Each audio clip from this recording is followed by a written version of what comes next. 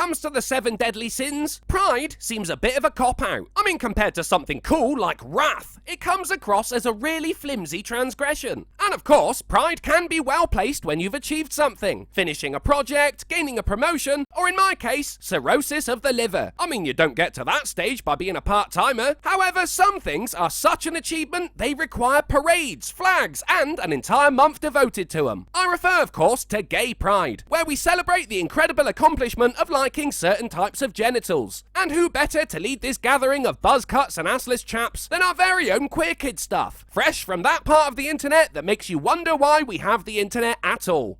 Hey there, I'm Lindsay. And I'm Teddy. Welcome to Queer Kid Stuff. Today we're celebrating Pride Month. A month just seems like such a long fucking time, though. Birthdays only last a day, why do you need the entire fucking month? And I really think we should be talking about this dude behind the chair right now. It's just sinister. We all are part of one big family. Gaming's happy. Queer Kid Stuff. You are enough. Here at Queer Kid Stuff. Lindsay sat on one of those Rastafarian hats right now, and that is cultural appropriation. It's June, Teddy. Yeah, June. Oh fuck, I bet Shoe on Head went mad over that bit. What's so special about June, Lindsay? Oh, Teddy just burned Shoe. Shots fired, people. Well, it's LGBTQ plus Pride Month, Teddy. Yeah, you dumb fuck. How did you not know that? Did the fucking chalkboard not give it away? Or the word pride spelled out in blocks that Lindsay just so happened to have lying around? Or maybe the fucking flag you're currently holding in your stupid bare hand, dumbass? We've already learned all about what Pride is with a fun new song. Just when you No, we're gonna skip this bit. I just can't do it to you guys.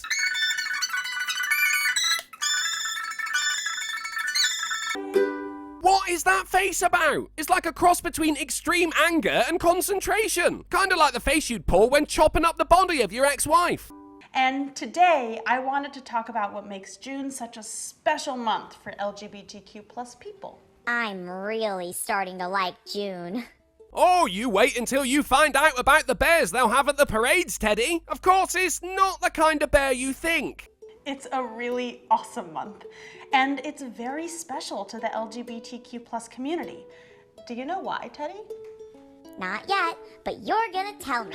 That's right. Oh, that was another bit of sass from Teddy there. He's been a bit of a bitch this episode, hasn't he? Could be down to this thing on his neck, which looks suspiciously like someone's hand performing a Vulcan nerve pinch. So, Pride Month has to do with something called the gay rights movement and activism. Oh, just like when you read that book. Lindsay's only read one book then. Insider knowledge, people. I bet it was Eat, Pray, Love. Yeah, we read A is for Activist by Innocento Santoro for one of our Storytime episodes. Oh yeah, I remember that. The SJW alphabet. I had a whale of a time making that one back when my voice was all calm. Not like now, you bear kidnapping motherfucker. It's one of my favorite bedtime stories. It's a really amazing book, Teddy. And it does a really good job of teaching us all about the different parts of activism. I prefer my version of it. And how the fuck is that a bedtime story, Teddy? It's the fucking alphabet.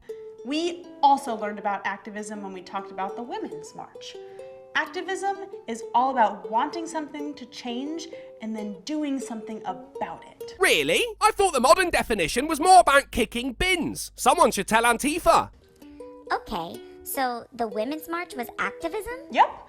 There are many different forms of activism and many different things that people want to change. That's fine, but if the Women's March was activism, what change were you trying to bring about? It was such a clusterfuck, I swear the only thing they actually agreed on was the fucking hats.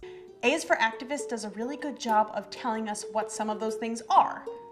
And people who do activism are called activists. And of course, by activism, you mean sharing an article over Facebook or changing your profile picture to say you stand with whatever city was recently attacked. And it's effective, isn't it? Linda, who works in HR, has layered a French flag over her profile to show her solidarity. I bet ISIS are fucking terrified. Teddy, do you know that I'm an activist? What?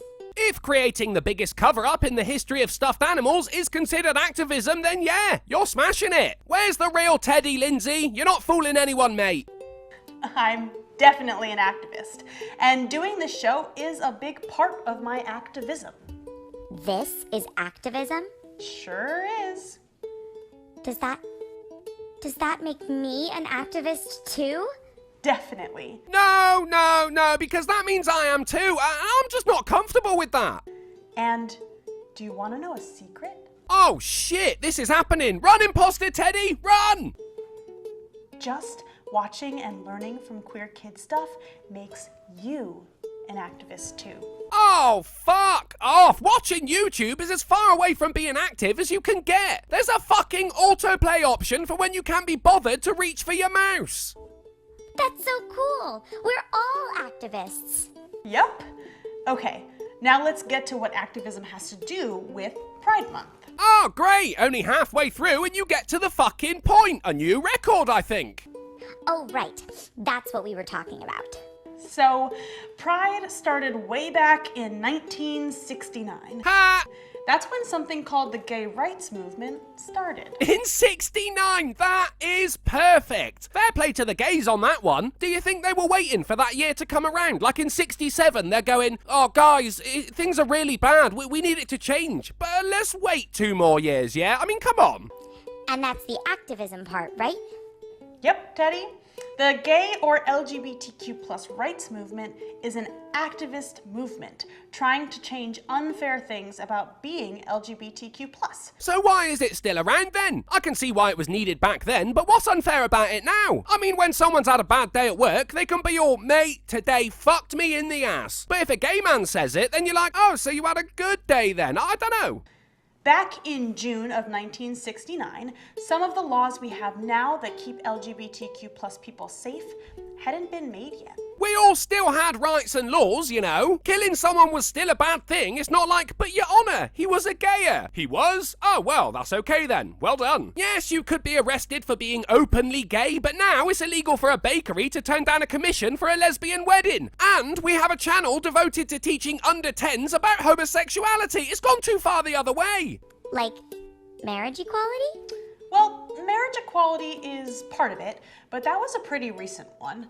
Back then, some people tried to tell LGBTQ plus people that they weren't allowed to meet in places where they felt safe and free to be themselves. Due to societal shame, and the venues where homosexuals would congregate were generally owned by the mafia, so they got raided a lot.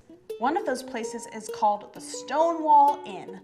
It's actually still around today, right here in New York City. Actually, it's been a shoe shop, a Chinese restaurant, and a sandwich shop since 1969. It wasn't until the 90s that it reopened as a nightclub, shut down again in 2006, and underwent a major renovation in 2007. So no, it's not still around, it's come around again. Also, the original Stonewall Inn was owned by the mafia. Oh, Lindsay, I want to go.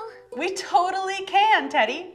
What is with that face? She's doing it again! And do you really think it's a good idea to encourage your audience of children to go to a fucking bar? These 2 awesome trans women, Marsha P. Johnson and Sylvia Rivera. Oh, Marsha P. Johnson, the drag queen and sex worker. Hell of a role model, kids. Work hard and you too could be sucking dick for money. Were at the Stonewall Inn one night when this was happening, and they got angry about it and decided to stand up for their rights. I think you'll find the Stonewall riots, that's right, riots, were down to a police raid taking too long, a large crowd gathering outside the tavern, and a woman who escaped arrest and assaulted a copper like 4 fucking times. Wikipedia, Lindsay, give it a go. And it was raided because they were selling bootleg liquor.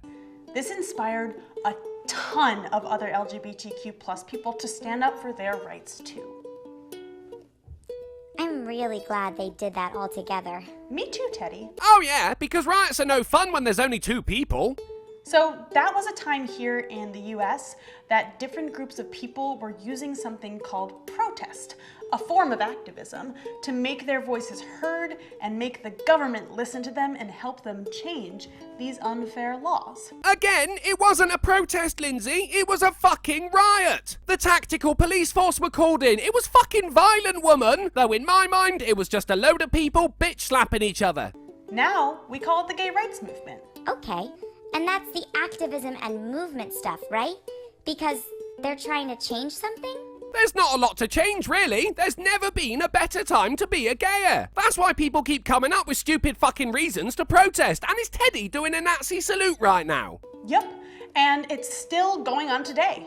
We all stood up for our rights for marriage equality, which was a huge win for LGBTQ plus people, and now we're all standing up together again for something called bathroom laws. You see? Stupid fucking protests. Bathrooms have worked fine for fucking ages. If it ain't broke, don't fix it. Which are really unfair to trans people and trans kids. You're not even talking about genuine transsexuals, are you? You're talking about trans trenders. Identifying as a woman doesn't make you a woman, but you want them to be able to use women's bathrooms. Do you know how fucking easy it would be for perverts to sniff toilet seats? Think it through, man. People are disgusting. It's gonna happen.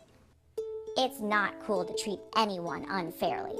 You're definitely right about that, Teddy. It's not unfair, it's a system that's worked for a long ass time. If you've actually transitioned, all good. Go ahead, you're committed and you've earned it. But if you're just dressed as the opposite sex, no, Steve, use the fucking urinal like the rest of us. So, a big part of Pride is remembering the very beginning of the movement that night with Marsha and Sylvia at the Stonewall Inn. Yeah, the riots caused by illegal booze being sold in a bar owned by the mafia. I haven't forgotten. The parade that happens in New York every year actually marches right in front of Stonewall. Whoa, there's a lot more to Pride than rainbows and flags. Oh yeah, there's also music, glitter, and a hell of a lot of lubricant. Pride is so important and has a lot of meaning behind it. But the rainbows and flags and celebration are all very important too. Well, sounds like your priorities are some kind of fucked up, Lindsay. I love celebrating Pride with you, Lindsay. I really like celebrating Pride with you too, Teddy. Well, that was fucking worrying. I did not like that. It just got all rapey up in this bitch. The bad kind of rapey. Anyway, there you go. You just heard the story of the Stonewall Inn from someone who uses nipple clamps to keep her trouser braces in place. Or her trouser braces keep her tits in place. Either way, it's not something I want to think about. Thanks for watching, guys. Please consider becoming a patron to keep me well stocked in Pride. And by that, I mean London Pride by Fuller's Brewery. The link is in the description, and remember, the gay flag is racist because it segregates the colours.